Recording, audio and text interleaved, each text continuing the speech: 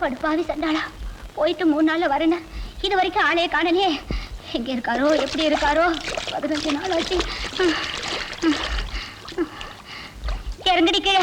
இது வேற வச்சுக்கிட்டு நான் இந்த ஊர்ல எப்படி பழைக்க போறேனோ தெரியலையே. ஆண்டவா.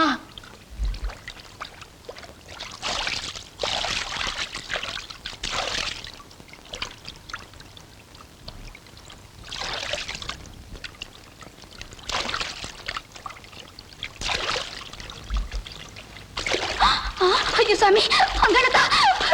ஐயோ ஐயோ, என்ன எப்படி சோதிக்கிறேன்? ஐயோ, நான் என்ன செய்வேன்? அவரு இத புடி.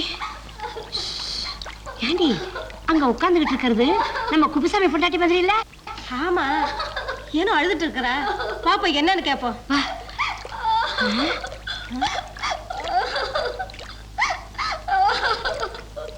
ஏண்டா பொண்ணு தாயி, ஏன் அழுகுற? என்ன அழுகுற? சொல்லுமா, என்ன ஆச்சு உனக்கு? சொல்லு. தாலி போயிடுச்சுக்கா. உன் புருஷன் எப்படியே போனா? 15 நாள் ஆச்சுக்கா.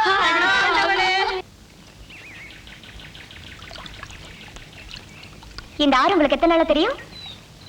இந்த ஊருக்கு வந்ததுக்கு அப்புறம். சின்ன வயசுல நானும் எங்க மாமாவும் இங்க அடிக்கடி குளிக்க வருவோம். இப்ப கூட எங்க மாமா என்ன தேடிக்கிட்டு தான் இருப்பாரு. நான் தான் சொல்லாம வந்துட்டேன். ஏன் தெரியுமா? வர ஆவணி மாசம் எங்களுக்கு கல்யாணம்.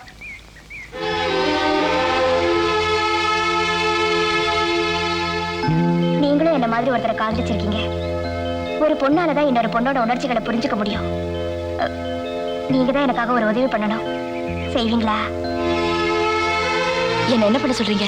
எங்க மாமாவோட சுபாவம் உங்களுக்கு தெரியும். அவரை எனக்கு பிடிச்ச மாதிரி கொஞ்சம் மாத்தணும்னு நினைக்கிறேன். என்ன? ஒண்ணும் இல்ல, நான் எங்க மாமாவை வெறுக்கிற மாதிரி நடிப்பேன்.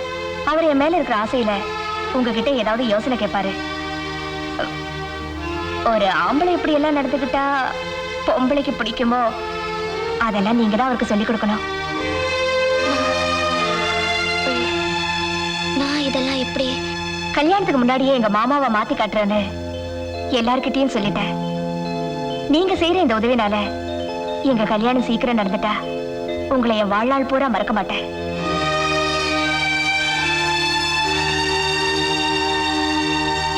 எங்களுக்கு பிறக்கிற முதல் குழந்தைக்கு உங்க பேரை வைக்கிறேன்.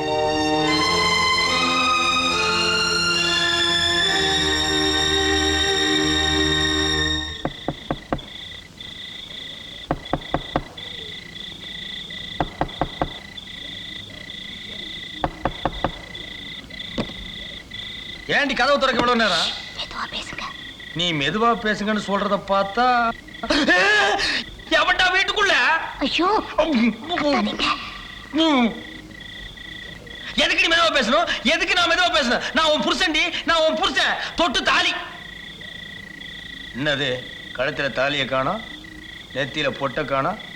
கஷ்டமா இருக்குன்னு கழட்டி வித்துட்டியா? ஐயோ, ஏன் இப்படி வாய்க்கு வந்ததெல்லாம் பேசுறேன்? நான் சொல்றத கொஞ்சம் கேளு. இந்த அநியாயத்தை நான் எதுக்கிட்டு கேட்கணும்? இப்ப ஊரை கூப்பிடுறேன், அவங்களே கேட்கிட்டு இந்த நியாயத்தை. ஐயோ, சத்தம் போட்டு காரியத்தை கெடுத்துறீங்க போல இருக்கே. கிட்ட வாங்க, காதை காட்டுங்க. அதனால நம்ம ஊர் வழக்கப்படி செத்து போன ஒத்தமீச குப்புசாமியோட பொண்டாட்டிக்கு 5 ஏக்கரா நிலமும் தங்குறதுக்கு வீடும் கொடுத்துடலாம். அவ அதை வச்சு பொழைச்சிக்க வேண்டியதுதான்.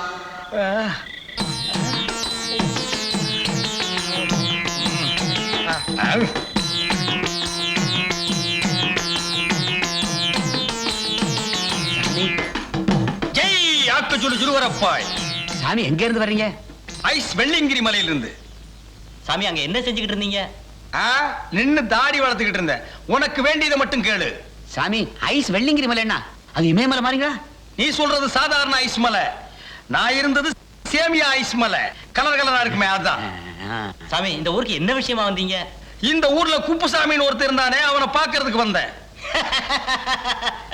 அவர் உங்ககிட்டயும் கடை வாங்கிட்டாரா? திருப்பி வாங்க முடியாது. அவர் செத்து மாசம் 1 ஆகுது. டேய் ராமசாமி. சாமி என் பேரு உங்களுக்கு எப்படி தெரியும்? ஆக்கச்சூடு ஜுருவரப்பாய். என்னங்க இப்படி கேட்டுட்டீங்க? பெரிய பெரிய சாமிக்கெல்லாம் ஞான கண்ணுல எல்லாமே தெரியும். என்னங்க சாமி? ஆமா வாங்க. இப்படி உங்க 2 பேருக்கு கல்யாணமாகி 8 வருஷம் ஆச்சு. ஏன் குழந்தை பிறக்கலன்னு தெரியுமா? தெரியாதுங்க சாமி. உன் புருஷன் அடுத்தவங்களை குறை சொல்றதை என்னைக்கு நிறுத்துறானோ அன்னைக்கு தான் பிறக்கும். சரியா சொன்னீங்க சாமி. சாமி யாருங்க? ஐஸ் வெள்ளியங்கிரி மலை ஆக்கச்சுரு ஜுலுவரப்பாய் அப்புசாமி. செத்து போனதா சொன்னாங்களே குப்புசாமி, அவனோட அண்ணன். ஆமா, அவன் செத்து போனது என் ஞானக்கண்ணுக்கு தெரிஞ்சது. அந்த குடும்பத்துக்கு ஏதாவது உதவி செய்யலாமேன்னு வந்தேன்.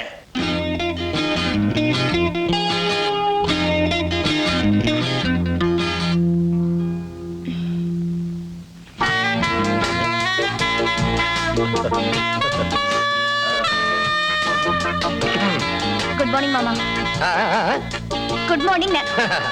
அதான். ஆமா, சாப்பிட்டியா? சாப்பிட்டாச்சு. காபி சாப்பிடாம வந்துட்டியாம? வேண்டாம் மாமா. பாலாவை சாப்பிட. டேய், ஒரு டம்ளர் பால் பால் எடுத்துட்டு வா. என்ன புத்தகம் படிக்கிற? கதை புஸ்தகம். அது தெரியுது, இங்கிலீஷ்ல எழுதிருக்கேன், அதான் கேட்டேன். ரோசி தாமஸ் எழுதின சன்ரைஸ். ஓ, அந்த புத்தகமா? படி படி. குடுறா. சாப்பிடுமா, சாப்பிடு, ஆறிற போகுது. சாப்பிடுமா, அறிய போகுது.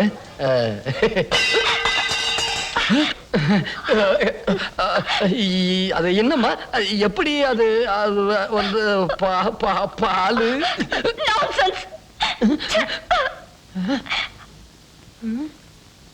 நான்சென்ஸா? அப்படின்னா என்ன? டேய், புளியங்கட்ட இங்க வாடா. அண்ணே, என்னண்ணே? ஏண்டா, நான்சென்ஸ்னா என்னடா? என்னடா? அண்ணே, நீங்க நல்லவங்கன்னு அர்த்தங்க. அந்த பொண்ணு மூஞ்சிய பார்த்தா அப்படி தெரியலையாடா?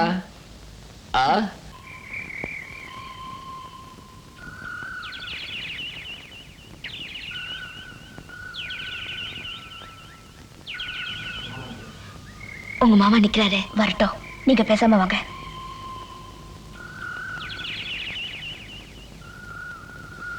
வாங்க, இப்படி போலாம்.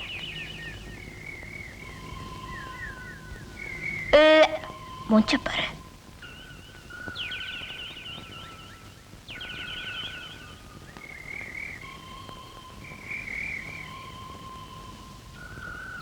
உங்க மாமா பின்னாடி வராரு. வந்துட்டு போட்டோம், நீங்க பேசாம வாங்க. வந்துட்டே இருக்காரு. ஏன் மாமா என் பின்னாடியே வர? உன் பின்னாடி எவன் வந்தான்?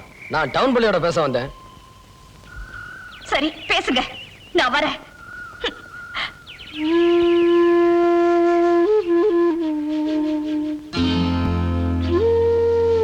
உன்கிட்ட ஒரு விஷயம் பேசணும். என்ன விஷயம்? ஏன் டவுன் பிள்ளை சாவித்ரி 2-3 நாளா என்கிட்ட பேசுறதுல உன்கிட்ட ஏதாவது சொன்னாலா? ஒன்னும் சொல்லல. நான் ஒன்னு சொல்றேன், கோச்சுக்க மாட்டீங்களே? என்ன? எந்த பொம்பளையும் ஆம்பளைங்க நம்ம கிட்ட அன்பா நடந்துக்கணும்னு ஆசைப்படுவாங்க. அன்பா பேசணும்னா கட்டி கட்டி பிடிச்சு பேச சொல்றியா? பக்கத்துல போனாலே முறைக்கிறா. அவன் முன்ன மாதிரி இல்ல, எவ்வளவு மாறி போயிட்டா தெரியுமா? கொஞ்சம் சாஃப்டா பேசுங்க. சாப்பிட்டுட்டு தான் பேசுறேன். என்ன இழிப்பு? ஒண்ணு இல்ல, கொஞ்சம் மெதுவா பேசணும்னு சொன்னேன். வீணையில நல்ல நாதம் வரணும்னா வீணையை விட முக்கியம் அதை வாசிக்கிற விரல் தாங்க. அதே மாதிரி நீங்க சாவித்திரி கிட்ட நடந்துக்கிற முறையில தான் அவளும் உங்ககிட்ட அன்பா நடந்துக்குவா. அவ படிச்சவ, நாகரிகமா வளர்ந்தவ, தனக்கு வரப்போற புருஷனும் அதே மாதிரி இருக்கணும்னு ஆசைப்படுவா. அவ ஆசைப்படுறதுக்கு தகுந்த மாதிரி நீங்களும் கொஞ்சம் மாறித்தான் ஆகணும். என்ன செய்ய சொல்ற? உங்க தலைமுடியெல்லாம் கொஞ்சம் குறைக்கணும். உங்க மீசையை கொஞ்சம் சின்னதாக்கணும். அப்புறம் இந்த ட்ரெஸ் எல்லாம் மாத்தி பேண்ட் ஷர்ட் கொஞ்சம் ஸ்டைலா அவ ஆசைப்படுற மாதிரி. அப்புறம் அவளை புகழ்ந்து நீங்க பாடி. இதெல்லாம் நான் பண்ணிருவேன். இந்த பாட்டெல்லாம் நமக்கு பாட வராது. நீ சொல்லி கொடு, நான் பாடுறேன். நான் எப்படி? எதையாவது பாடுமா. நான் எப்படி பாடுறது? சம்பளம் வாங்கல, எப்படியாவது பாடுமா.